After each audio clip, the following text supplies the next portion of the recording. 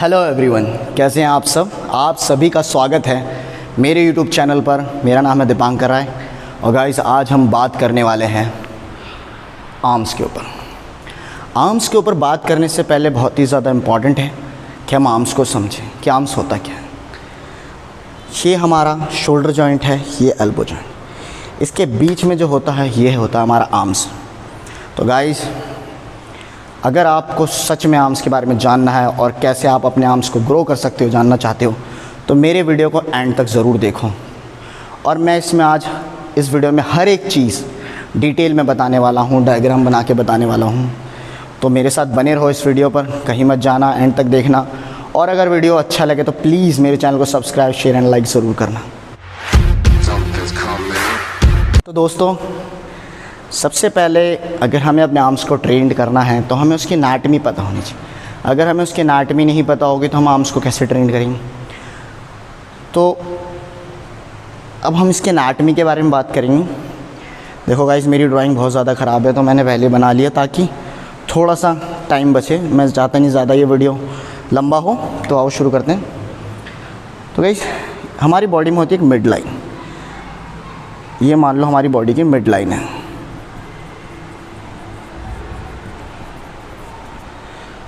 और ये हमारा है शोल्डर जॉइंट, लाइक ये, इसको लिख लेते हैं हम शोल्डर जॉइंट। ये भी हमारा शोल्डर जॉइंट है। और this one is elbow joint. ये हमारा एल्बो जॉइंट। इसके बीच में होता है आर्म्स, जिसमें ट्राइसेप और बाइसेप आता है।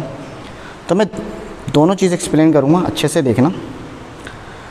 तो मिड लाइन के जो पास होता है शोल्डर जॉइंट, इसको कहते हैं हम प्रॉक्सिमल बाइसेप टेंडन। अब आप पूछोगे टेंडन क्या होता है। टेंडन जो मसल और बोन को जोड़ता है, विच इज़ टेंडन। और जो दूर होता है, लाइक ये वाला हमारा एल्बो जॉइंट, ये है हमारा distal bicep tendon. I hope guys आप लोगों को दिख रहा होगा। थोड़ा फोकस करना, बहुत अच्छी चीज़ बता रहा हूँ। अब बात करते हैं हम बाइसेप के एनाटॉमी की। तो हमारी बाइसेप में दो मसल होते हैं। First is brachii and second is यहाँ पे ऐसे बाइसेप के नीचे इस तरफ, इट्स ब्रैकियालिस। अब ब्रैकियाई में दो हेड होते हैं। अब देखो, ध्यान से देखना, जो अंदर की तरफ होता है, लाइक इस साइड हमारे, it's a short head and this is long head, जो बाहर की तरफ होता है। तो अंदर की साइड ये है, it's a short head and ये, एंड बाहर की तरफ ये है, इट्स लॉन्ग हेड। ये बाइसेप की दो मसल होती हैं। और हमारे अगर एल्बो जॉइंट और रिस्ट के बीच में हमारा फोर आर्म्स होता है। फोर आर्म्स में एक मसल होती है ब्रैकियोरेडियालिस। इसे भी हम बाइसेप में ही काउंट करते हैं, ब्रैकियोरेडियालिस, ब्रैकियोरेडियालिस। इसके बाद गाइस हम आते हैं ट्राइसेप पर। तो दोस्तों, ट्राइसेप में तीन मसल होती हैं। ट्राइसेप, जैसे देखो, ये मेरा ट्राइसेप है। बाहर की तरफ जो है इट्स अ लैटरल हेड, ये जो जा रही है लॉन्ग हेड, और जिनके बीच में होता है वो होता है मीडियल हेड। तो बाहर की साइड ये है, इट्स अ लैटरल हेड, ये हो गया आपका लॉन्ग हेड, एंड ये आपका हो गया बीच में मीडियल हेड। तो ये है आर्म्स की एनाटॉमी। इतना ज़्यादा डिफ़िकल्ट नहीं है। आप अगर एक बार इसे ध्यान से देखो, आई होप कि इस वीडियो से आपको समझ आ गया होगा। मैंने इसमें पूरा अच्छे से डिटेल में सब मेंशन किया है। बस यही चीज़ नहीं है, मैं इस वीडियो में हर एक चीज़ बताऊँ कैसे आप अपने आर्म्स को ग्रो कर सकते हो। तो इस वीडियो में बने रहो, कहीं जाना मत। अब जो मोस्टली लोग गलती करते हैं वो किस चीज़ में करते हैं? मोस्टली लोगों को मैंने देखा है वो अपना इसेंट्रिक और कॉन्सेंट्रिक कंट्रैक्शन पर बिल्कुल फोकस नहीं करते।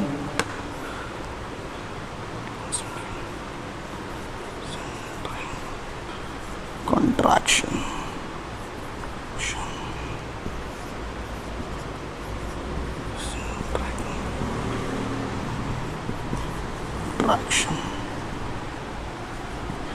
तो इसेंट्रिक और कॉन्सेंट्रिक क्या होता है गाइस? जब हम मसल को स्क्वीज़ करते हैं, लाइक हमने करा भाई स्क्वीज़ करा, it's a concentric contraction, contract कर रहे हैं। इसेंट्रिक जब हम स्लो जा रहे हैं वापस। मोस्टली लोग क्या करते हैं ये, तो जो मसल आपका 80-90% वर्क करना चाहिए वो नहीं करता, वो 40% वर्क करता है, जिसकी वजह से ग्रो नहीं होता।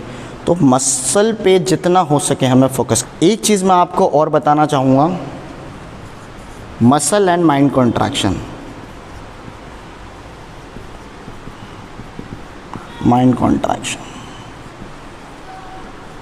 लोग इस पे भी बिल्कुल ध्यान नहीं देते। जब आप कोई मसल ट्रेन कर रहे हो, अगर उसका माइंड उस पर नहीं है तो वो कैसे ग्रो करेगा? वो पंप नहीं आएगा, वो वॉल्यूम नहीं आएगा। तो मसल एंड माइंड कॉन्ट्रैक्शन बहुत ज़्यादा इंपॉर्टेंट है। अगर मान लो आप डंबल कर्ल परफॉर्म कर रहे हो तो आपका कैसा होना चाहिए? इस तरह से। और 2 से 3 सेकंड का आप पर इसेंट्रिकली जाना चाहिए। स्क्वीज़ करा, इसेंट्रिकली गए, स्क्वीज़ करा, इसेंट्रिकली गए। और मसल एंड माइंड कॉन्ट्रैक्शन अगर आपका आर्म्स पर है तो 100% ग्रो करेगा। जो मोस्टली लोग ध्यान नहीं देते, मतलब बाइसेप ऐसे कर रहे हैं तो उधर देख रहे हैं, ऐसे कैसे करेगा? अब आते हैं हम अपने दूसरे पॉइंट पे, हाइपरट्रॉफी।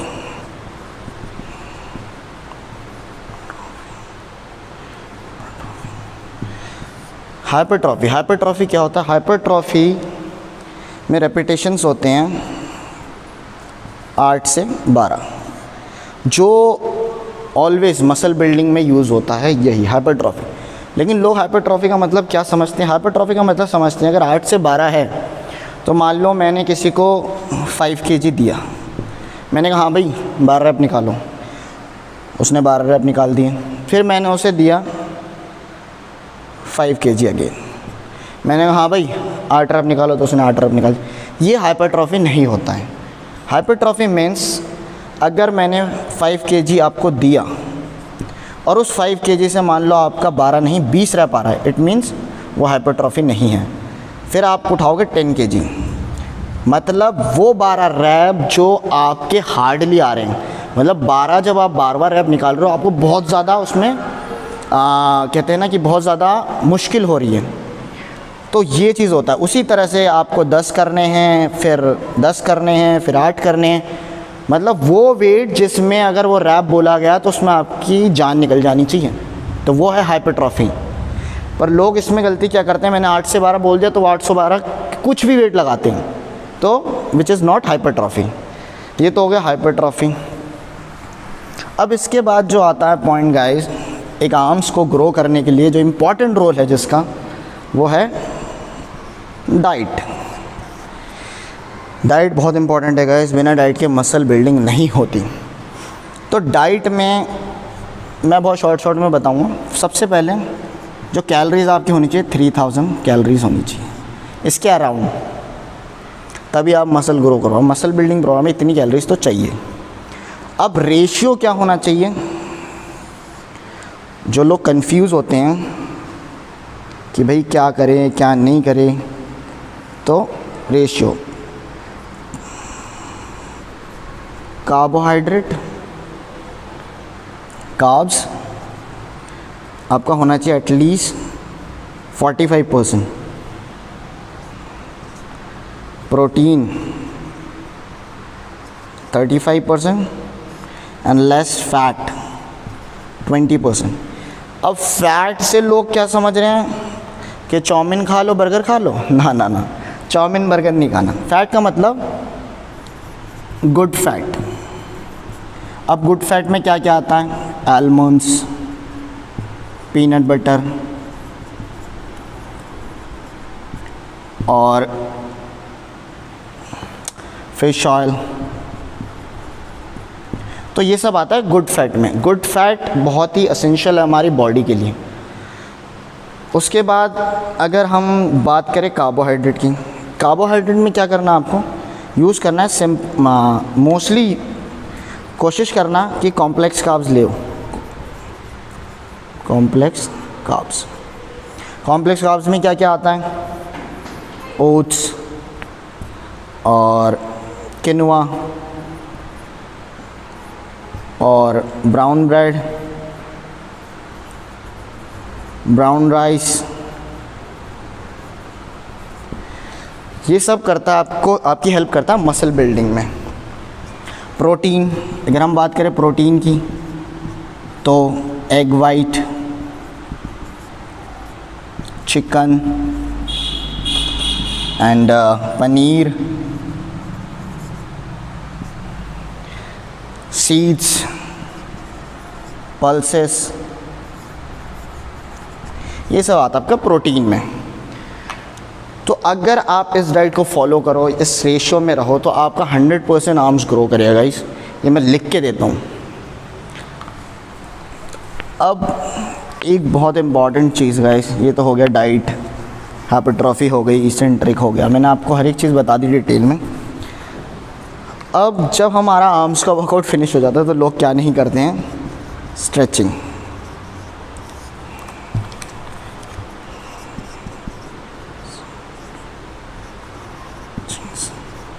लोग क्या नहीं करते हैं, स्ट्रेचिंग।